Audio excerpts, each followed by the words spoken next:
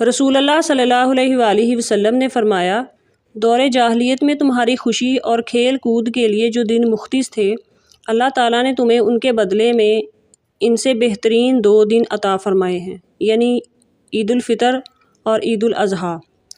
حضرت انس رضی اللہ تعالیٰ عنہ بیان کرتے ہیں کہ نبی کریم صلی اللہ علیہ وآلہ وسلم مدینہ تشریف لائے تو اہل مدینہ کے 2 دن تھے جن میں وہ کھیل کود کیا کرتے تھے۔ آپ صلی اللہ علیہ وآلہ وسلم نے دریافت فرمایا، یہ 2 دن کیا ہیں؟ انہوں نے عرض کی، ہم دور جاہلیت میں ان 2 دنوں میں کھیل کود کیا کرتے تھے۔ رسول اللہ صلی اللہ علیہ وآلہ وسلم نے فرمایا، اللہ نے ان دنوں کے بدلے میں تمہیں 2 بہترین دن عید الاضحیٰ اور عید الفطر عطا فرما دیے ہیں۔ عید کا وقت ایک ٹکڑا ہے جو غموں کو بھلانے، تکلیفوں کو دور کرنے اور محنت و مشقت سے بھرپور زندگی میں کچھ آرام کرنے کے لیے خاص ہوتا ہے۔